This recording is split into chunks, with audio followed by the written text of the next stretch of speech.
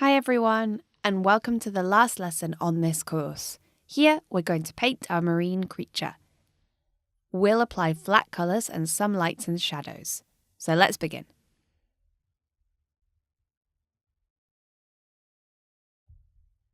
The first thing we'll do is separate the background of the figure, so we'll add a neutral grey background to start painting. Usually, when presenting characters, this type of colour works really well.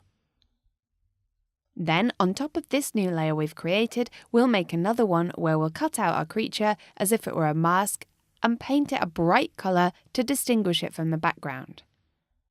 This doesn't have to be the definitive colour, we can adjust this later.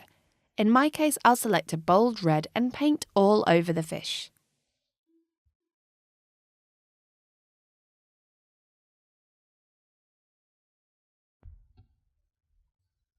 As the colours are flat, we need a harder brush. I'm going to carry on using the same one as before. Find your own brushes if you want to experiment with different types of textures.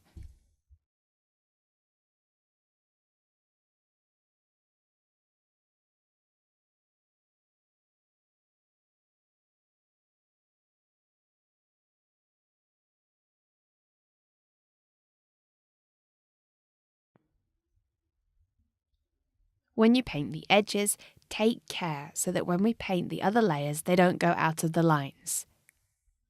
So just be patient and go slowly.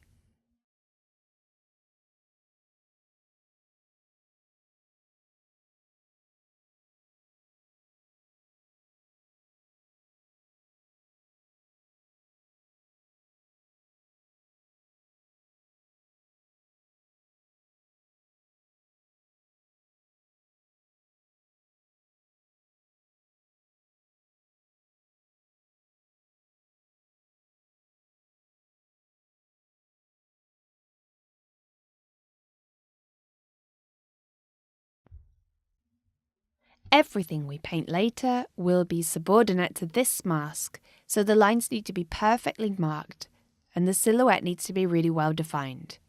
Try not to leave any areas empty. You need to be precise at this stage.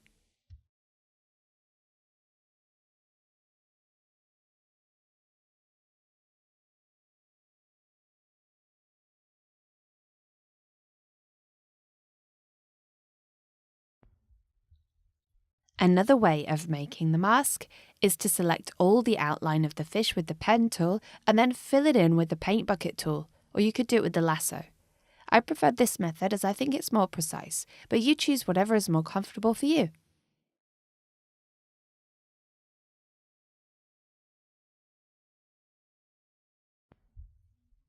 Now, pressing Ctrl U, we open the Hue and Saturation panel. Here we can modify the hues of our mask until we get the definitive colour that we want for our design. So I'm going to go for a blue. Let's paint the different areas of the fish separately. To do that, create a new layer for each part and press and hold down Alt to select the layer on which we're going to work. This way, it becomes subordinate to the layer below and everything we paint won't go out of the lines. That's why it was so important to be careful in the previous step. We'll paint the lights in a colour that stands out. So I'll choose a bold and saturated pink that stands out over the blue.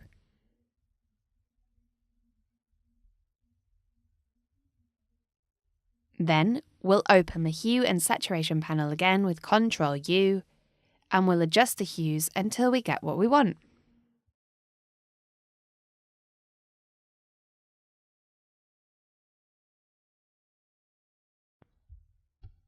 On the next layer, we'll give the teeth a bone-like colour to add to the texture. I usually adjust the original tones I use in the Hue and Saturation panel to keep the design harmonious.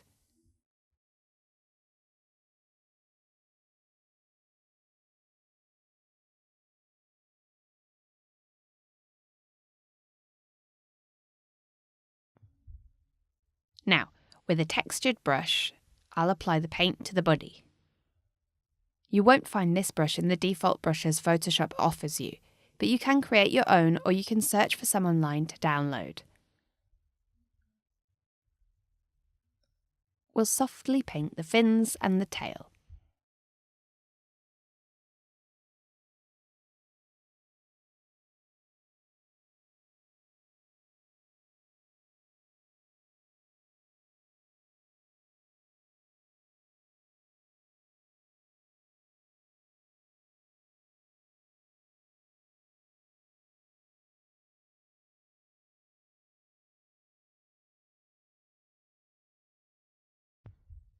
Now, I'll add a light gradient to each area of the fish. This just adds some richness to the colour range and harmonises the tones. I'll go to the layers I want to add the gradient to and I'll lock the pixels. With a low opacity, I'll apply it to the drawing and keep testing until I like the result.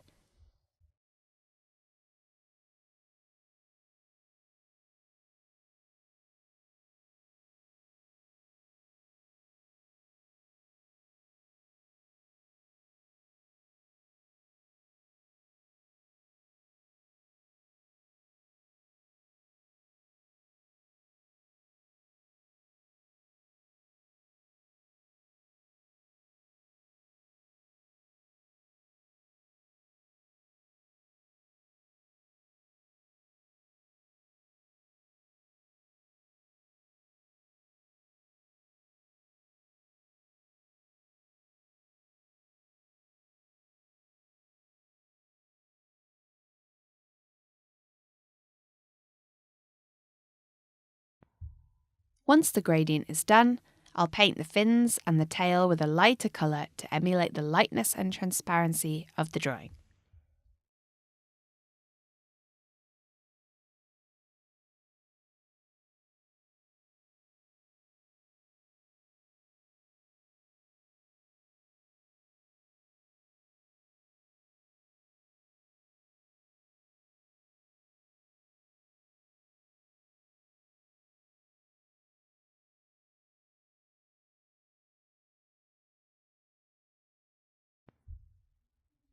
The next thing I'm going to do is paint the line of the drawing in colours that harmonise.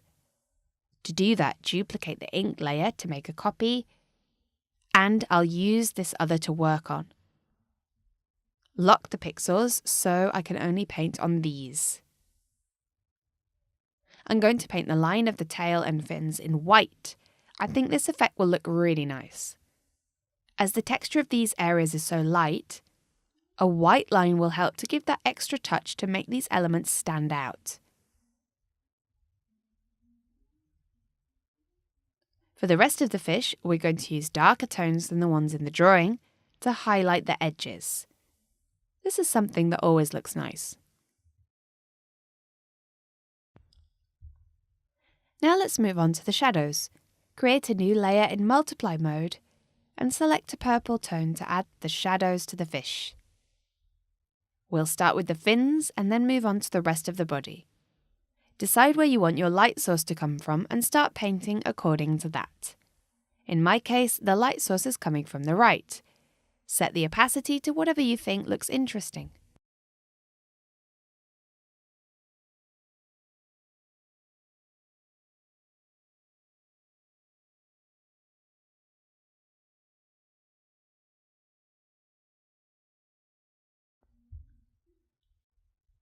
When you change the opacity of the first shadow layer, create a second to emphasize certain areas that need to be darker.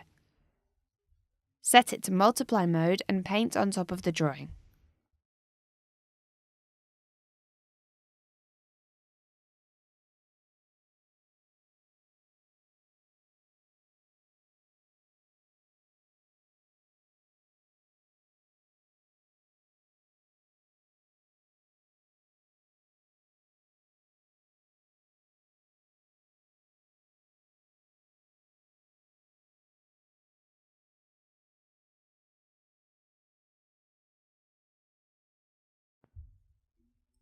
Then create a layer for the light. Set the blending mode to soft light and select different tones to try out which ones you like the most. Finally, I'll go for a yellow colour which is usually the best for light, just like purple is for the shadows.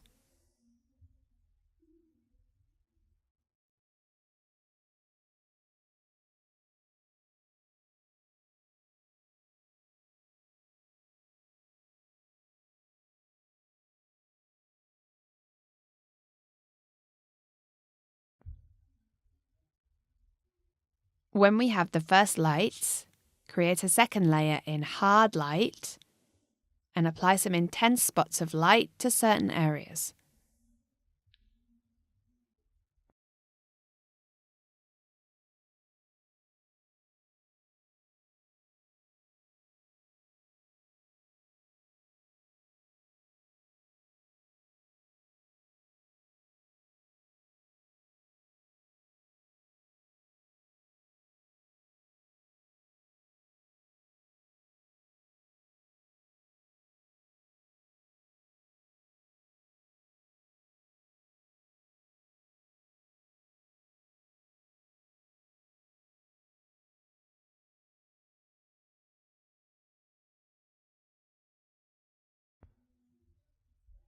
We'll make those pink spots we painted earlier look like light effects by painting the middle in white with a soft brush. A white gradient in the middle gives the impression that this is a light effect. Now repeat the process in all the areas of light on the fish.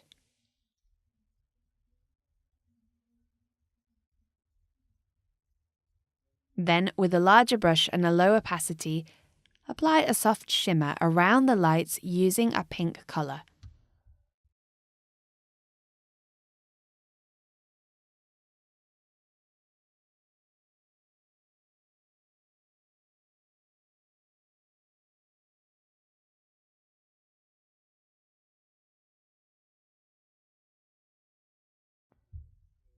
As you can see, you can try out different blending modes on the layers so the shine gives off various different effects.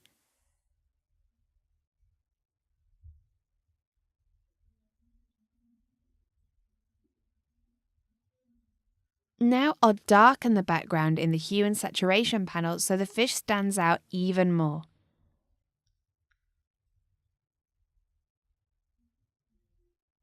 Then I'll add a small light gradient coming from the right to make the background more attractive.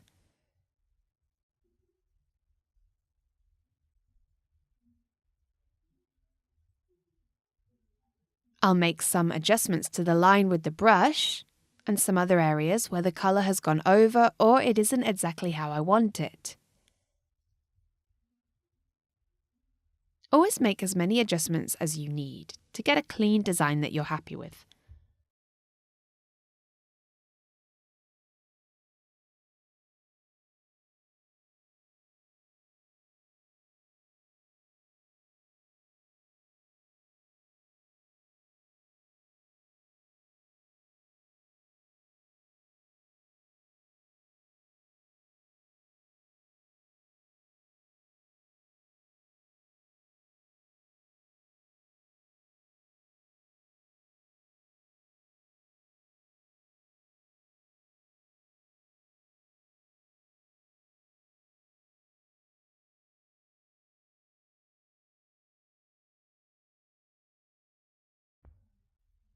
Now select all the layers to scale the fish and give it a size that fits in better with the canvas and it looks correct. I think the fish is too big right now and I don't like it when there isn't enough space between the drawing and the edges. I'm going to darken the background even more. I really want that contrast between the drawing and the background. If we observe the design from further away, notice how the light makes the shape get a little lost, so I can get rid of them. Fortunately, the light layers are separate, so we don't have to adjust the design so much. Get rid of those layers and just go over the areas that are left looking a little strange. Now the shape of the fish and the colours look much better, and they're easily understood. Don't give up along the process, keep adjusting and touching up your design until everything works together. And with that, our fantastical creature is now finished. I hope you enjoyed the course and you learned some new skills while creating our Terror of the Deep Seas. Remember to upload your work to our project section on tutpad.com so you can share it with fellow students and tutors and get some feedback. I'll see you next time for another Tutpad course. Bye!